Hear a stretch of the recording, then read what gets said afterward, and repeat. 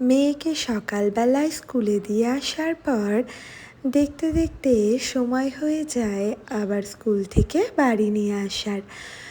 আজ মেয়ের স্কুল ছুটি হওয়ার বেশ কিছুক্ষণ আগেই আমি বেরিয়েছিলাম মেয়ের স্কুল ড্রেসের দোকানে যাব, আর কিছু দরকারি জিনিস ছিল সেগুলোও কিনবো। তো তার জন্য আমি কিন্তু আগেই বেরিয়ে পড়েছিলাম।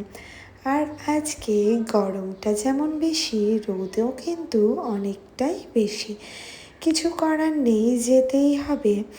তো সেই জন্য বেরিয়ে পড়লাম। আর আজকে রান্নাটাও বলল মাই করে নেবে, তো তাই চলে গিয়েছিলাম প্রথমেই স্কুল ড্রেসের দোকানে।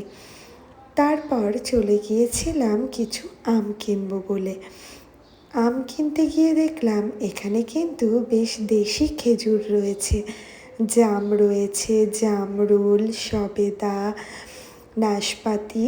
এগুলো দেখতে কিন্তু বেশ ভালো লাগলো, আর দেশি খেজুর খেতে বেশ ভালো লাগে। এগুলো তো পাওয়া যায় না বললেই চলে। পেয়েছি যখন, তখন কিছু দেশি খেজুর নিয়ে নিলাম। আর আশফলও ভেবেছিলাম নেব, কিন্তু এই দোকানের আশফলগুলো অতটা বড় ছিল না, তাই শুধু খেজুর নিয়েই চলে গেলাম পাশের দোকানে।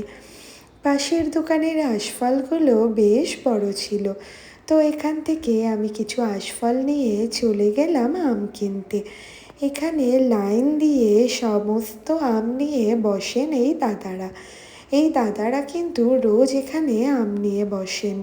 দেখতেও এত ভালো লাগছে, আমি তো বুঝতেই পারছিলাম না কার থেকে নেব। যাই হোক, তারপর যেখান থেকে পছন্দ হলো নিয়ে চলে গেলাম মেয়ের স্কুলে।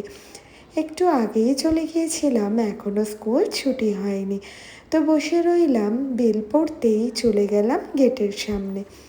আর এই যে স্কুলের এই এরিয়াটা আমার এত ভালো লাগে, যেমন ঠান্ডা তেমনি শান্ত, ভীষণ ভালো লাগে। মেয়ের তো ছুটি হয়ে গেল, নিয়েও এলাম। আর স্কুল ছুটির পর কিন্তু থাকে হাজারো গল্প, সেই গল্পগুলোই আস্তে আস্তে করতে থাকে আমার সাথে।